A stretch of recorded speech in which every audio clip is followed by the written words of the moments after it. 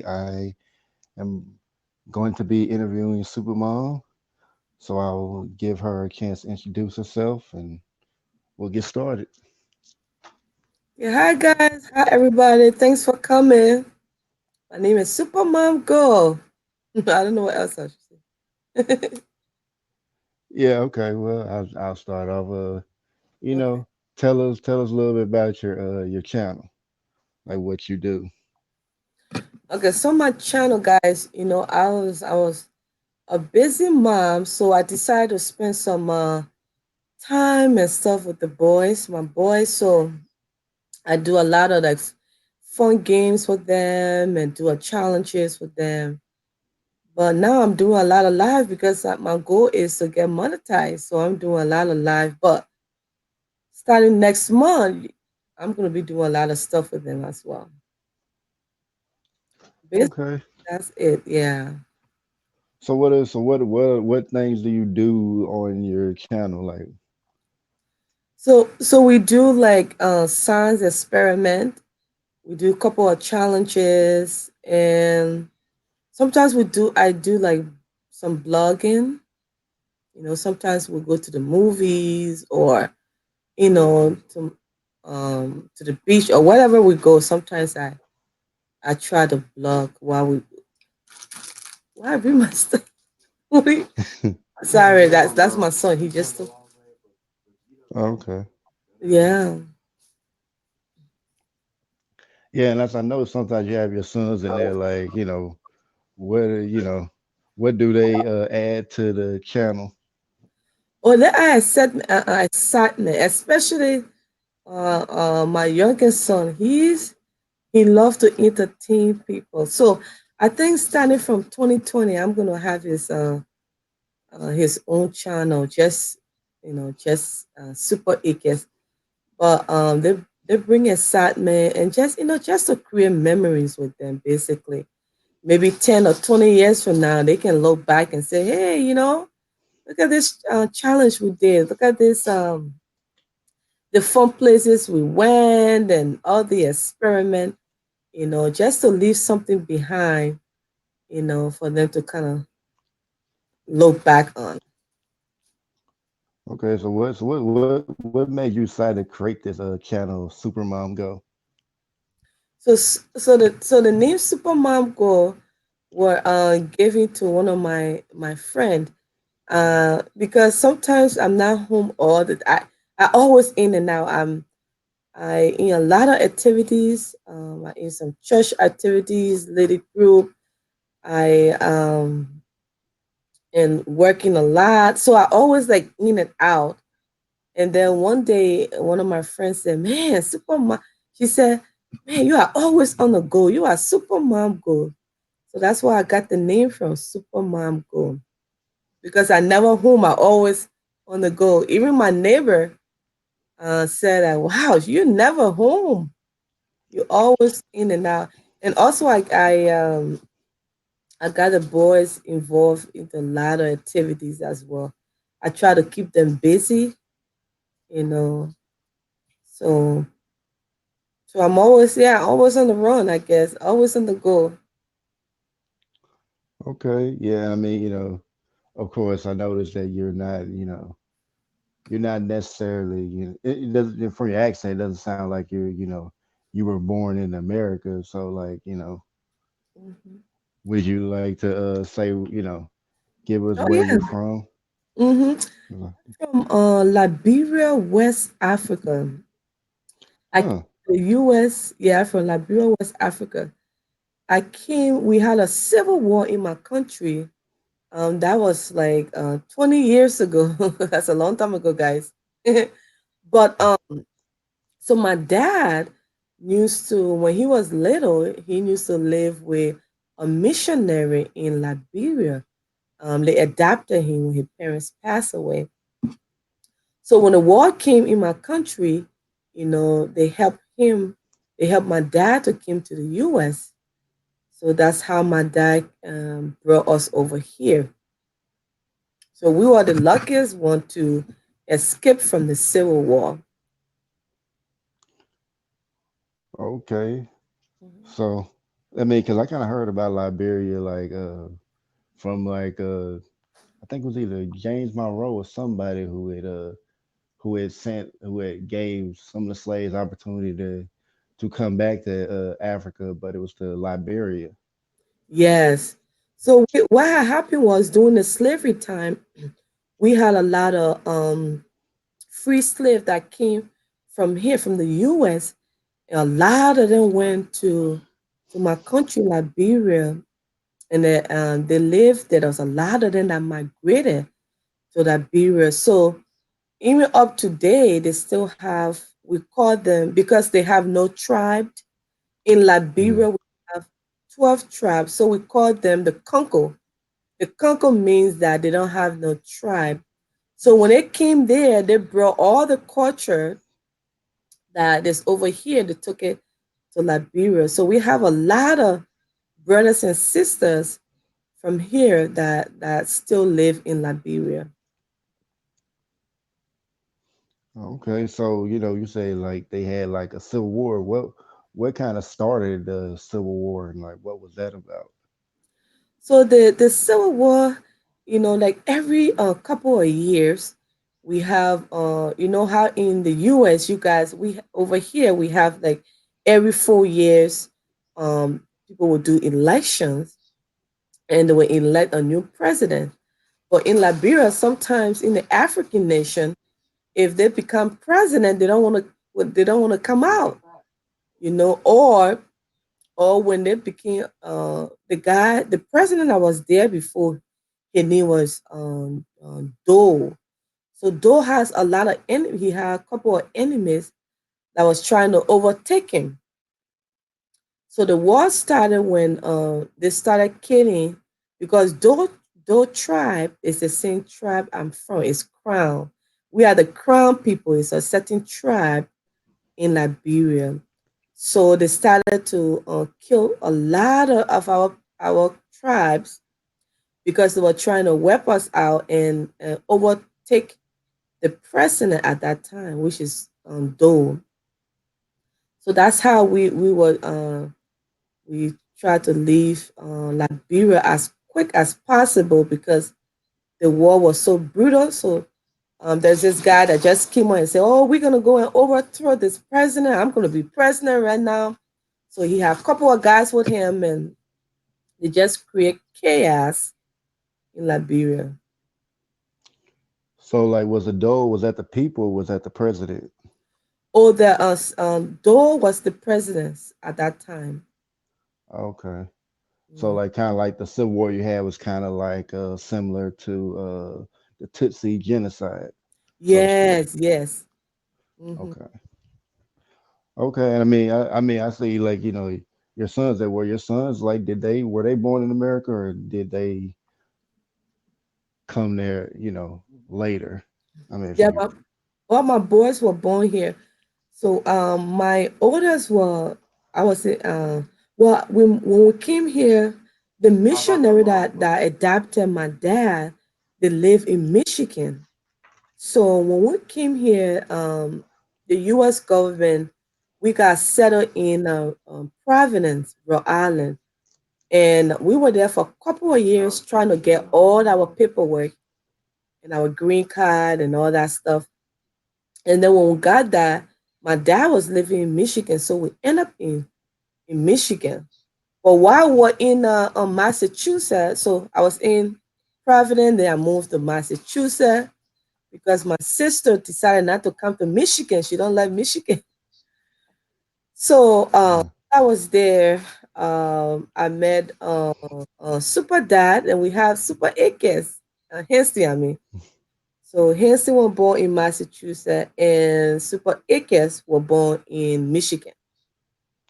So was he from Liberia as well or was he from somewhere else or was he Yeah, he's from Liberia as well. okay, so was he like a were you like a refugee? I mean, I don't know if that's the correct. Yeah, I was a refugee. I was in college. At one time I was in college, and my friend that I know at that time, she knew she knew Super Dad. So she said, "Oh my God, you guys from the same country?" I think you guys should, start talking, and you guys never know where things gonna go. So that's how we got introduced by a mutual friend, was Okay. a refugee, and I So was a refugee. so have you've been in Michigan like all the time you there, or you know just like Providence and then eventually coming to Michigan. Yeah, we were at Providence first.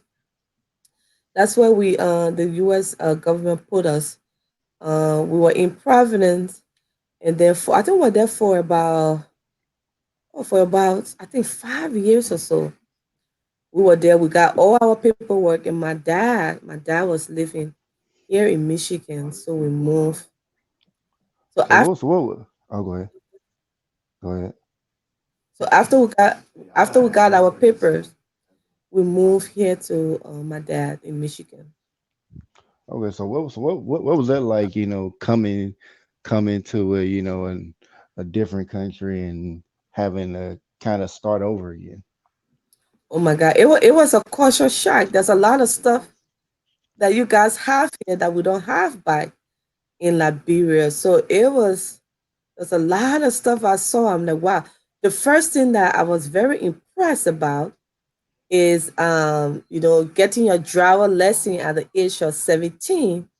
And in Liberia, as a 17-year-old, you don't have a lesson. You have to be maybe 20 or 21, Wow. okay, to get your lesson. So I was pretty excited. I'm like, oh my God, you mean I can get my lesson at the age of 17? So that was pretty cool. That was really, really cool. And also, another culture shock was that when I came here, I saw that, I came here when I was 16. So I had my first job, in Liberia, when you are 16. I mean, sometimes you see people helping their parents and stuff like that to run a business or to sell some food on the street. But for you to have a regular job is unheard of. So I was very excited to get my first job. And I remember, guys, my first paycheck, what I will never forget this. It was $250. So $250, that equal $250 in Liberia dollar, that equal, I think, about that's a 2 grand at that back then. So I went to school. So I went to high school, and I was telling everybody, this is funny, guys. I was telling everybody, I said, oh my God, I'm rich. I have so much money. And then one of the girls said, my friends said, how much do you have? I said, oh my God, I just got paid and I'm rich. She said, how much you have? I said 250. She goes, that's nothing. What are you talking about? 200. Oh my God. I said, oh my God. I said, what? What do you mean? That's a lot of money in my country. She said, well, that's not a lot of money here. So Yeah. hmm So what were you gonna say? so so so after actually so I came home. I felt so, when she told me, she said, oh, it's not a lot of money. So I came home. My dad was here for about I think 8 years before we joined him. So I was asking my dad about, I'm like, I went to school, and I told this girl, I'm rich, I have all this money, and she told me 250 is nothing. So he sat me down, and he begins to explain to me a lot of stuff that were happening here. He was trying to explain to me, like, you guys' culture and everything that was, he was trying to update me, basically, because he did not want for people to make fun out of me, because I was so clueless. I was so clueless. Man, I would go like in the to people home, and oh my God, running. I mean, I was just like, oh, so because we don't have this stuff back. So Right. everything I saw, I was so excited, guys. Even that's why, even when you get to know me, I get so excited about little things, because if you come from somewhere that you are like laying on the street or sleeping, basically on nothing, to You come here and you just to have a couch. It's a so everything I saw everything as a blessing. And the kids were saying they couldn't understand me at that time because I was like, oh my God, I got this and that. I was so excited. Yeah, now thinking about it, when you came here, I mean, did you already have like an understanding of English, or did it take you time to learn the English language? Because I'm sure you probably spoke different languages, where you were from. So, Yeah, we have different tribe, but in Liberia we have what they call it's kind of like an English, but not For example, like when I want to say hi, I will say hello. No, I will say how you doing, man. It's a different kind of sound. Kind of we consider it, like like a slang. yeah, yeah, stuff like that. But when people Okay, are talking in Liberia English, we call it Liberia English. But some of the folks here they don't understand it. So I have to kind of learn it proper English, I can say, to kind of fit in because when you come to a new culture, you gotta learn the language and you gotta learn how to speak like them, for you to actually fit in. So I was learning English, like the way you guys speak, or just try to learn things for me to try to better understand the culture and the language here. okay. So you already had like someone that grasped the English language. It just kind of took you time to adjust to uh how they speak here or something. Yes, yes. Okay. So let me see. I'm about to see if I got some more questions for you. Let's see. So okay, what about okay, I think I went. Okay, so like when you going, going to college, like how what was that like when you came there, just coming back so, from there?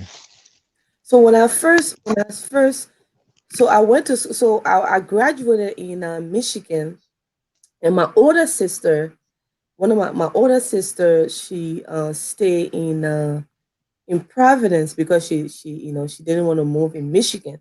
So when I was done with high school in Michigan, I moved there to her, and I went to college there. But the thing, guys, from I have to tell you guys this: my grade in high school was so bad because the thing was, I wasn't focusing on school. I was just trying to get a job and trying to help my parents out. So my grade was not up there. But when I decided to go to college. I remember I went to the college, and the guy saw my grade. He goes, "I don't think you can. I don't think you will be able to, go here." I said, "Just give me a chance." So I explained my situation to them. I said, I can do it, but because I was a teen. I was trying to. We just came from Africa, and I was trying to help my parents, to pay the bills and everything. But and he said, okay, we're gonna give you some chance, and you have to take some tests and stuff. He said you have to take some tests and everything, and then we'll go from there. So I studied so hard, guys. I studied at those tests, and I passed with flying colors. So I got good grades. I think it was English and math, entries English and math, and I did very well in that.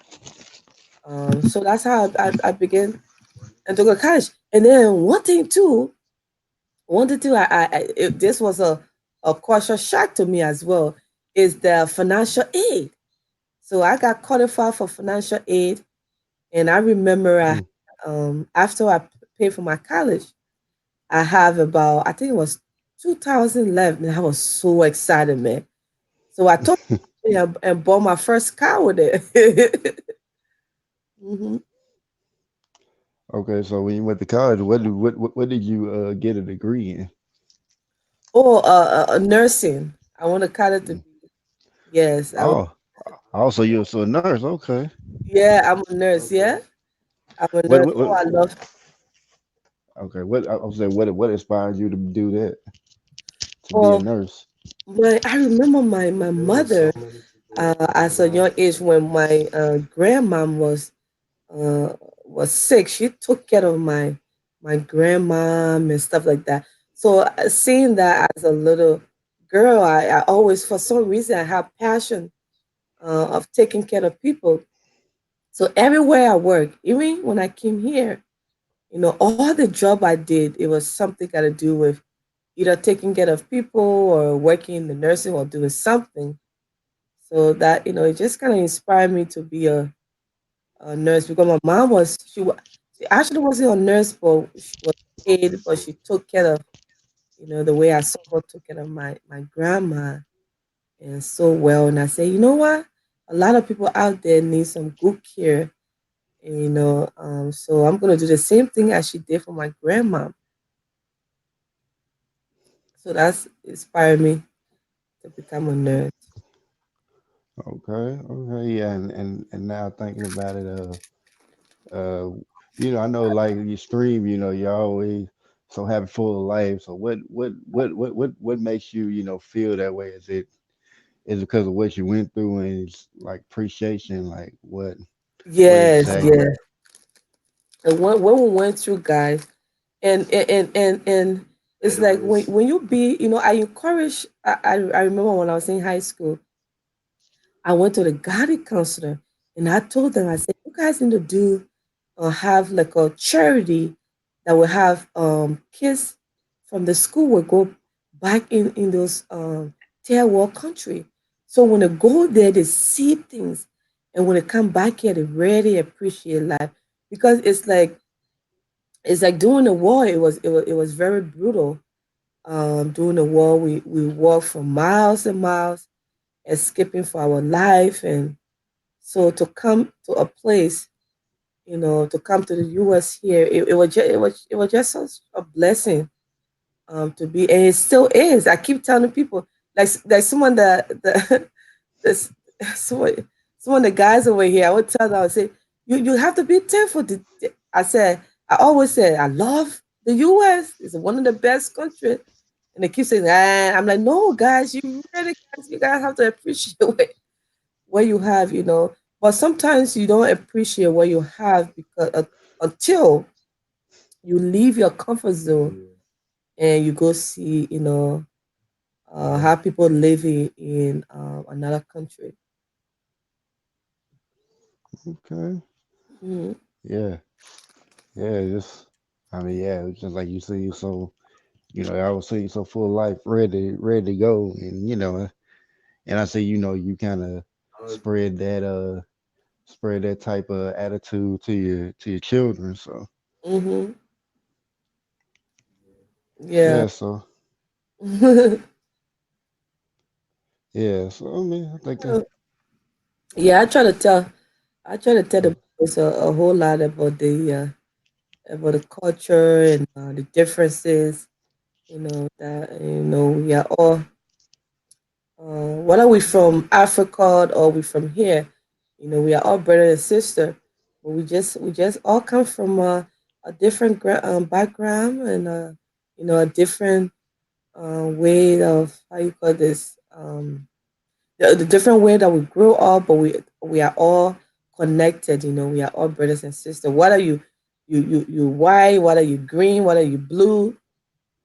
You're not. I always tell my boys, I say, all everybody in the world started from a black lady. yeah, that's true. That is true. know? From Eve, I know.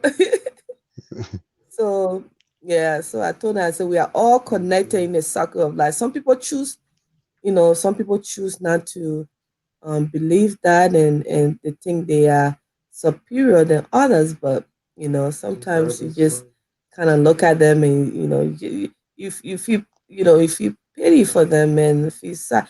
I tell them, I say, instead of you getting mad, when somebody try to be prejudiced, you just feel sorry for them because sometimes when you it's sad that people would think that way, that they are superior, or people, another race would think that they are superior than the other race, when we are all all connected, we are all like brothers and sisters. Yeah, yeah, that's a shame that people have that type of mindset. Hmm. Cause like we all share the same blood. I mean, it might look different, but we still we still still bleed the same. We still That's feel right. emotions.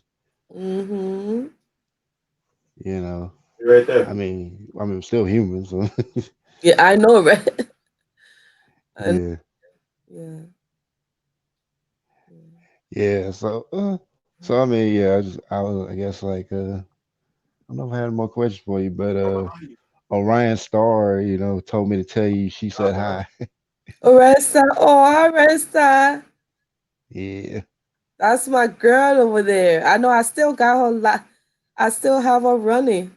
And then guys, we one thing I love about you two is that this is a community that we have friends from everywhere across the globe, across the nation, and we gotta support one another. I have her running on the end. So guys, if we are on live or video, what we can do, we can always open another tab, and then we just keep that person running just to support them, support one another, and have a great network here on YouTube. Yeah. Hmm. Oh, I gotta tell you a story. So, so, Okay. Go ahead. so I was in high school. So the kids, okay. So the school that I went to, it was all, there wasn't no African American there, and the kids that were there, they was like so. I don't blame them too. And they used to come up to me and they used to say, "Oh my God, do you guys live in a tree?" I'm like, "What?" She said, "Do you guys live in a tree?" And I'm like, "No, I don't live in a tree." So what I did was, I had some movie. I did a project on Africa, and I told her, I said, "No, I don't." I said, "I don't live in a tree. We have horses in Liberia. We have cars and everything." And they were looking at me like, "What? Are you sure?" So I told them, I said, sometimes, a lot of the times, I told them, I said, "I think you guys are watching a lot of Discovery Channel." That's what I. But what I did was, so I went home, and I did a project about Liberia, and I took videos and movies, and I went to my school and showed them and try to educate them that Africa is not as remote as people think it is. There is places that I mean, everywhere, even when you go to I mean, like here or everywhere in the world, there is certain places, certain cities, you have that remote area in there, but Africa is not as I noticed that people show the remote, especially Discovery Channel, they show the remote place of Africa. So the kids back then saw Africa as what they've seen on Discovery Channel. So I was trying to educate them. I said, "No, I don't live in a." I'm like, "I don't live in a tree." I Yeah. yeah, Yeah. Like yeah. If you look at like the Seventh John, they think you believe in Africans live in trees and mud huts. I know. You know that there. I Yeah. mean, it's true that some of the Africans, some of them do. Yeah. It's man, they got some beautiful places in Africa. It's unbelievable. Yeah, a lot Yeah. of places in Africa that they don't see. They don't show. Yeah. Like, Yeah.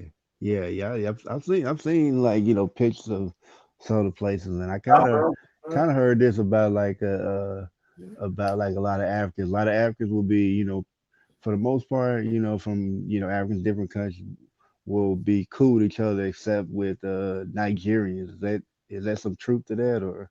Yeah, bro. so the stereotype, every group have their own stereotype. You know that Yeah. when I see the Nigerians, they are good people. They just trying to do like there's someone that every like I said every culture have this group of people that will just kind of ruin it. It's like one spot Yeah. ruin the whole tree. You get what I mean? Yeah. Yeah, they are good people. They have some bad stereotype. I know I saw the documentary on CNN one time about this guy went to Nigeria, and somebody told him that they were giving him some kind of cash or to I think to wash a diamond or something. I can't remember exactly that, but he got tricked, you know, into that. But I mean, like I said, everywhere have their own, people that do some stuff. Not just Nigerians alone; it's everywhere. But people have their own stereotype of different culture and different tribes. Okay. Hmm. Yeah. I just kind of heard that, but yeah, it's like I guess like just people are different because I know in some areas of Africa, they're like civil wars going on. Then in some parts that don't really have that. Right. And And I, Nigeria is the biggest country in Africa, and they are well developed. Nigeria, Ghana, they are very well developed. And Togo and what else? So I mean, Kenya. I mean, there's a few, a lot of country in Africa that are very very well developed and very very marvelous places that even people from here are actually moving back there. so was Liberia very well developed, or was it still a developing country? Yeah, Liberia was developed. The free slave that came from America when they went to Liberia, they helped develop Liberia. Liberia was developed very very well back then. Even Liberia was developed to a point that they gave Liberia a nickname called in Liberia Small America, because we have a lot of culture. Like I said, a lot of Hmm. the free slave from here went there to move there, and they brought the culture with them. So they developed the country very, very well. Liberia was doing very well before we have the civil war in my country that kind of destroy a lot of stuff. Now we have to try to rebuild. Then it's getting there. The little by little, but it's picking up.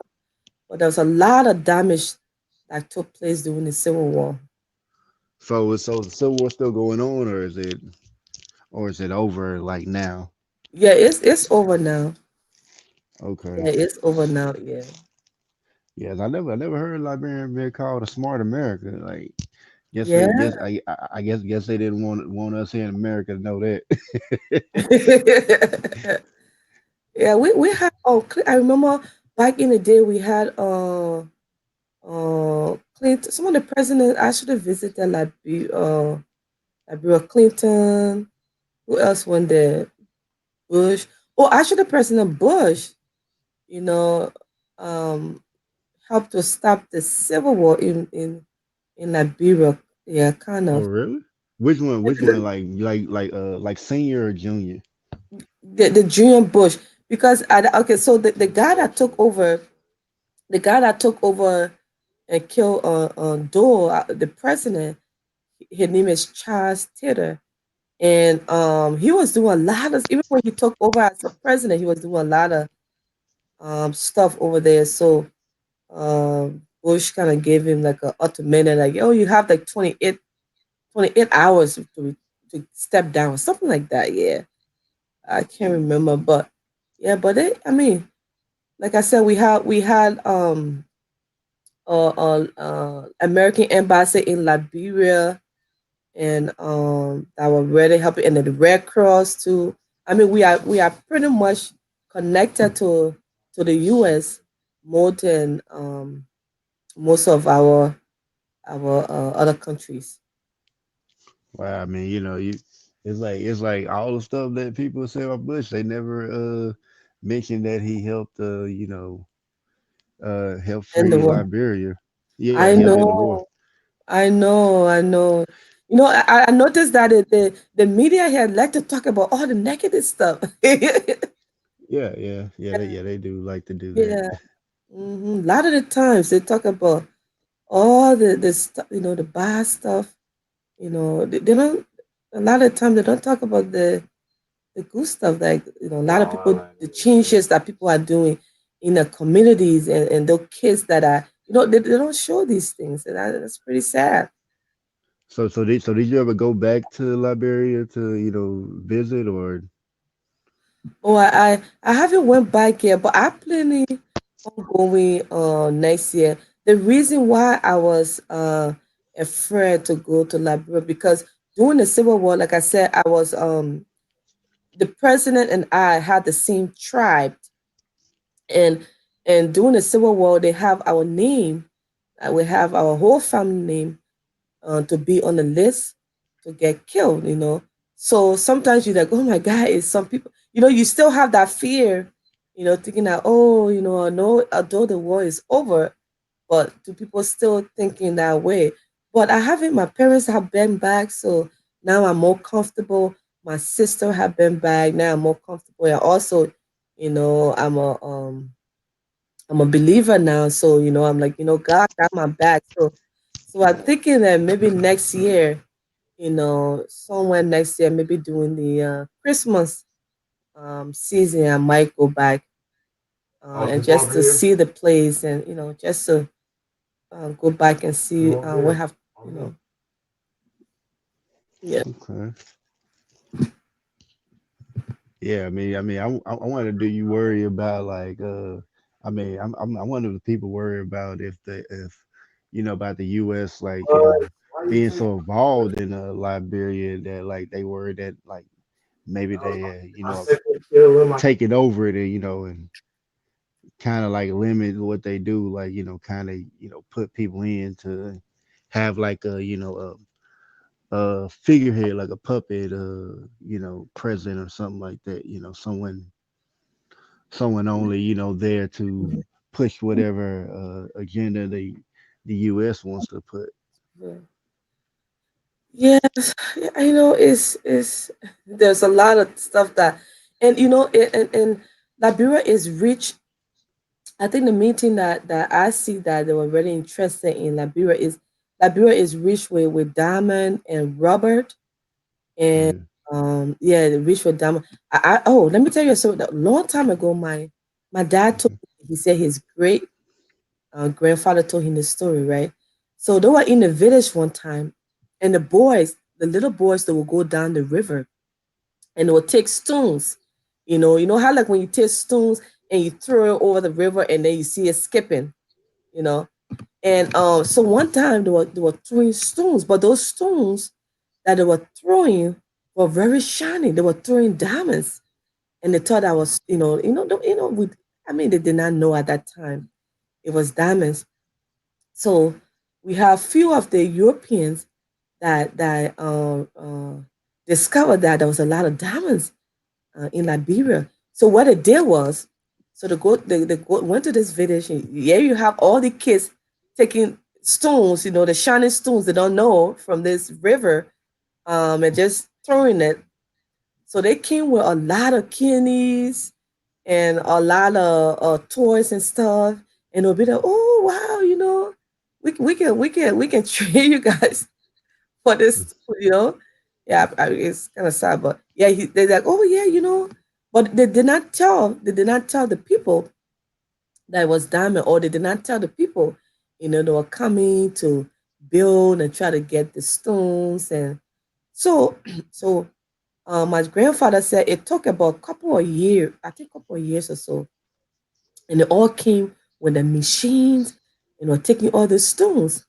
So the chief, we call them the chief, the town chief. So they figured that out. They said, you know what? If they are giving us our kids toys and candy and stuff, there is something valuable in this stone. So apparently, one of the guys, got closer to one of the girls, one of the lady in town, and I think he fell in love with the lady, with the Liberian lady. So he told her the secret and why they were there, and how the stones, it was diamonds, and how these diamonds, when you when you go back to England or America, they make a lot of money out of the stones. So now, the young lady went to the chief and told the chief. He said, "Oh, this is what they're doing. The stone is very valuable. They're making money out of us. These are all they call it the diamonds. It's not just a regular stone, but it's diamonds." So now the chief went to them and said that you guys cannot take our stones away, because these are our stones. If you guys gonna take the stones away, that means you guys have to share. If you guys gonna get the money, or you guys have to buy the stones from us. So they said, "Oh, okay." You know, I mean, they wasn't giving them much at that time. I mean, or just a penny and change. So, I mean, back then it seems to it's a lot of money for the people in Liberia. So that's how they will come in and then take the diamonds, and they'll give them a little bit, of money here and there. But then in the 1980s, the villagers, they said, "Oh no, we're not gonna allow them to take our stones and our diamonds and other things." So they drove them out.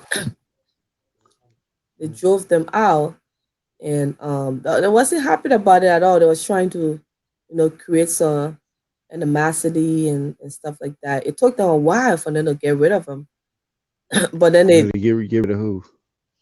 it took the Europeans. So Okay.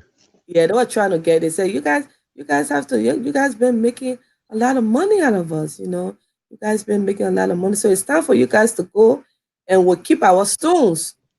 We'll keep our stones, and we'll try to develop our villages. We'll try to develop our cities with the stones that we have. Since we know the value of the stones, we're gonna dig the stone ourselves, and try to make our own money out of there." To Okay. Now, Yeah. oh, go ahead. Go ahead. Mhm. Okay, I was like saying like now that you mentioned like the that was something like that I've heard about like children being forced to work in mines and and dig Yeah. up the diamonds which they call like blood diamonds. Yeah. Yeah. I don't know if you watched the movie. There was a movie that was a couple years ago called The Blood. Is it a Blood Diamond or something like that?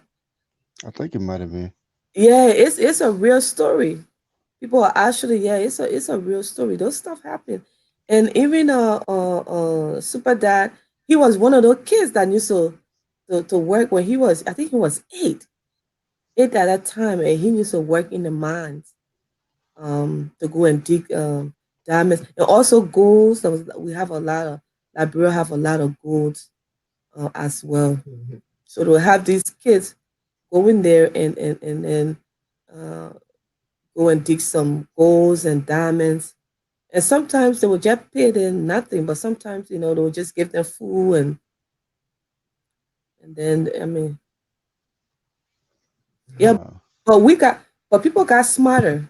It's like, if you, especially if you don't know something that is valuable to you, and you realize that this is very valuable, and you be like, "Oh my God!" But then people, yeah, it's a crazy business. But now, I mean, things are getting much better now. It's much peaceful now. And the whole diamond thing, we have a couple of locals and couple of Liberians that have their own stores that sell diamonds and golds and all that stuff. So they do that like without like having to force children to actually, dig the diamonds. Right. So now, Okay. yeah. So now when you wanna go dig now, they pay. You know, if you want to do that, they pay. They don't force them to do that anymore.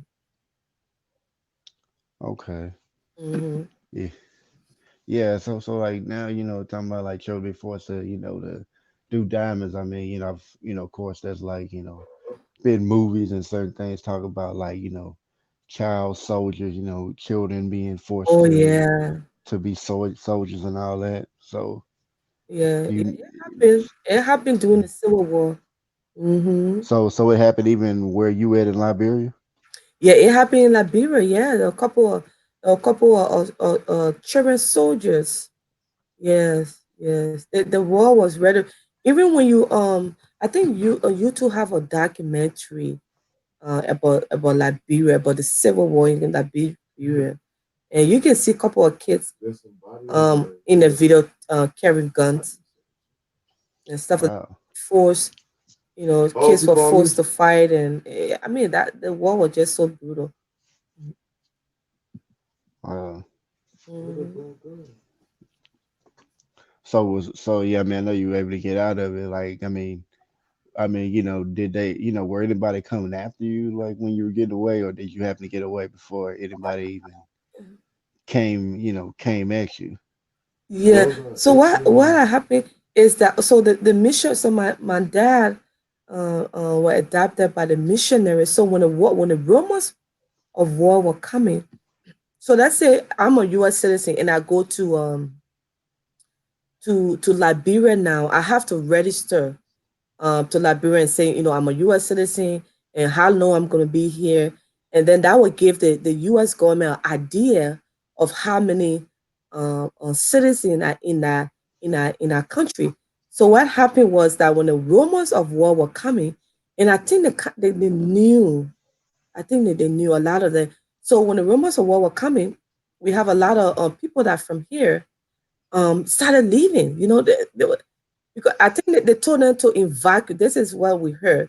They told them to evacuate the country, but do it in a way that the citizens of that country will not be panicking or something like that. So people were just kind of randomly just leaving, you know. So I call him my grandpa. So my grandpa at the time, the missionary at that time, told my dad said there was a war. He said we are leaving to go to the States, and he said there is a war coming. He said there's a rumors of war. So the U.S. government is telling the citizen to leave. So what you need to do, take your family and go to the next country. So the next country was Seven. Seven is the next country. So they told him, they said, go and take your kids. There's a war. It's going to be bad. So my dad came home and he said, but you have to be kind of quiet about it because, they don't want for others to say anything and they don't want for to scare everybody and they don't want for chaos to go on. So, so my dad, my dad went around to his friends and told his friend and told our neighbors, that get out of here. There's war coming. I'm taking my family. Get out of here. And they were laughing. They said, "Oh, there is no war. It's just a rumors. Everybody is leaving." But if you okay, so it's a different thing when you see a rumors, and actually, especially when you are a U.S. when you're from the U.S. If you see a U.S. citizen leaving your country and telling you there is a war coming, you better believe it. You really have to believe that because they get all the informations and a lot of stuff they know, compared to we that were in the city. So my dad went around. He was telling Eric, he said, please get up. I remember he went to one of his best friends. He said, please, please. He said, just get all the kids and take them to the other country. And so he was laughed at. They said, oh, he was afraid. It was just a rumors and stuff like that. So my dad took us. He took us. He grabbed. everybody except for my older sister. She was kind of, she said, "Oh, Dad, you just," she was like, you know, it's just a rumors, Dad. She said, "I'm just gonna leave here. I was just gonna watch the house, Dad. If anything, I'm gonna join you guys, but I don't think there is no, there is no war coming." So I mean, she was very convinced, and people, around us, our neighbors, and people, they were very convinced that there was no war. So I remember my dad, friend. So when the war came, so my dad he took her out of there. So when the war broke out, and his friend met us at Serenu. It's another country, and he was weeping, and he was telling, he said, "Oh, I sure I listened to you. Now I have lost my kids. I don't know where they are. Someone that I been killed. I sure I listened to you." And he was, so a lot of people took him for granted, and a lot of people regretted it that they didn't leave. Our neighbors and our family, our friends. You know, they regretted why they didn't leave at that time, because when the war came, it was very hard for you to leave the country. You know, it was very very hard at that time. So Super Dad, he really experienced the war. He wrote a book too. Guys, it's on Amazon. What's the book name again? Guys, I forgot. I will try to. I don't know what type of. I think it's like. Oh, I can't remember the name of the book. Well. If you do remember, when the stream comes back up, just post in the comment section. Okay, I'll pin it on there. okay, yeah. The book is very good. I even told my boys. I told them to, when they turn 18, before they can read a book. He so when he came here, he was having a lot of nightmares and a lot of stuff that were going on from the things that took place. So one day I just told him, I said, just write them down. Wherever you see when you was a child, just keep writing it. And he got on the computer, guys, and he never let go. I mean, he wrote a whole book. Everything is very, the book is very, yeah, it's one of a kind. Yeah, it's one of a kind. I would get the, oh, In a Shadow of Death. In a Shadow of Shadow. Death. Yeah, that's the name. By Hans Chipley. It's on Amazon. In a Okay. Shadow of Death. By, Okay. Oh, okay. I'll find it and put it on there, cause yeah. yeah. I mean, it's like I didn't know that. I mean, yeah. If I had interviewed you, wouldn't known that, and I guess yes, my audience wouldn't know that. So I that's know, right?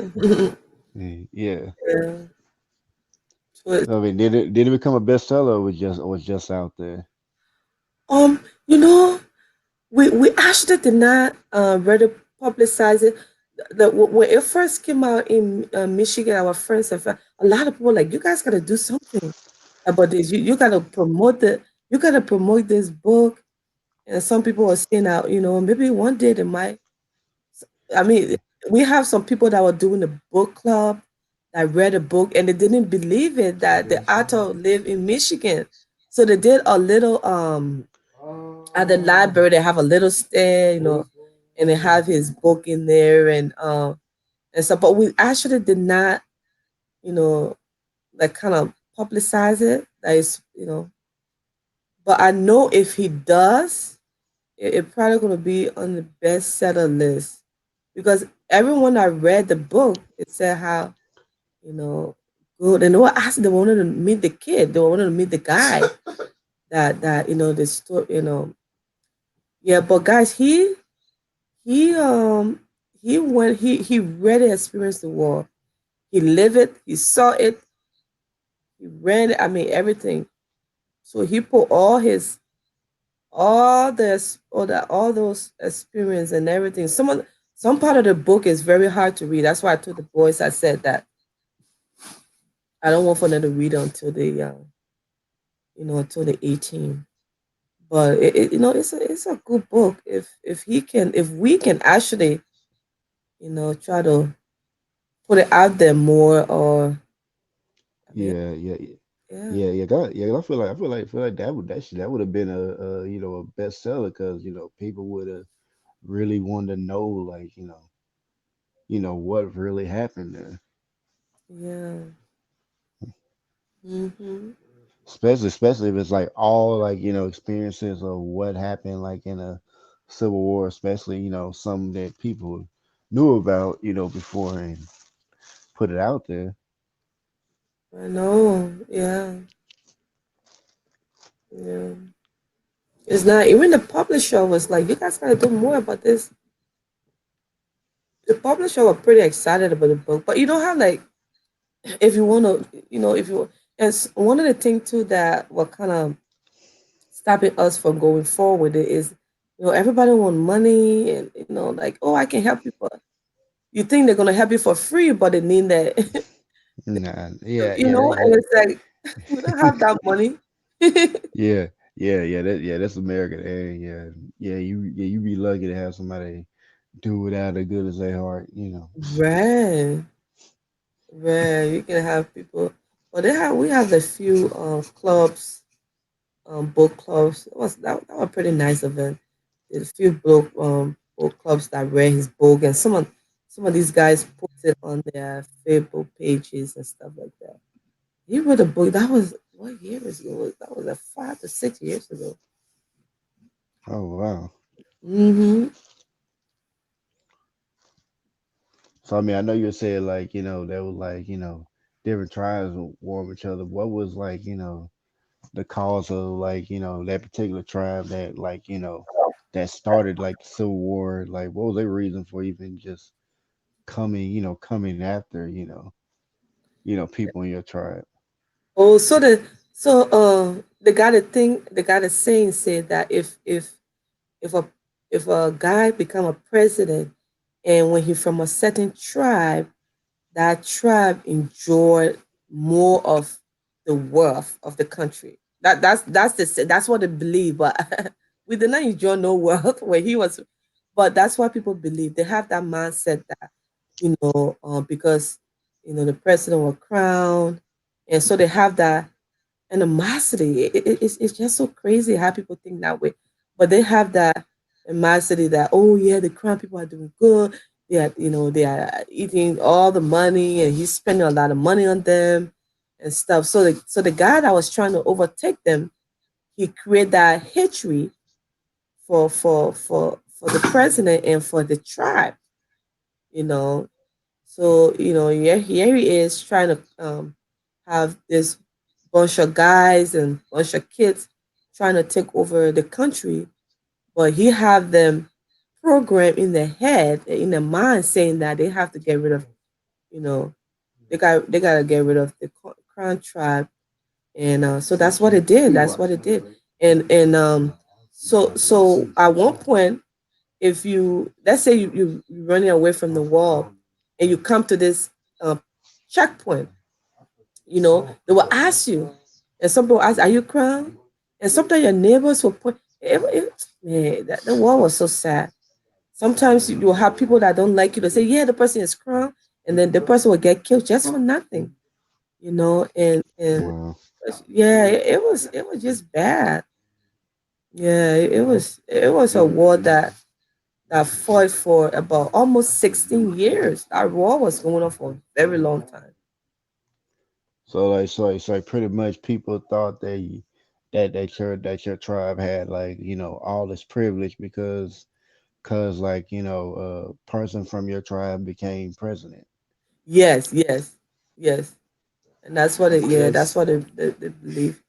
And most of the and I kind of see where they were coming from too, because a lot of the army people were from my tribe, because he surrounded himself. So the president at that time surrounded himself with all his tribe men, and it always happened like that. If you have a new president come in, and they will try to bring all his buddies, get basically. people that he grew up with. A lot of the people, speak the same tribes as he. So the army people, a lot of the army people that they were fighting against, a lot of them were from my tribe. So I can see why they would say, oh, Crown have the more upper hand, but at the end of the day, we did not see any benefit for. I know my uncle was in the army, and I remember as a little girl, he used to come over, for visit and everything, and he would try to bring some stuff at the house, like food or whatever. But so they felt that the president was using all his money on his tribe, and he only cared for his tribe. That there was just a lot of stuff going on at that time. So what's that you mentioned the army, it was like, so was the army made of different tribes, or or like one tribe? Yeah, How'd that work? yeah. So the army. So when you want to join it, we have a couple of few tribes at that time when he was in power, but majority of the army was people from my tribe, because like I said, when they take over, when you become a president of a country, you wanna hire your countrymen.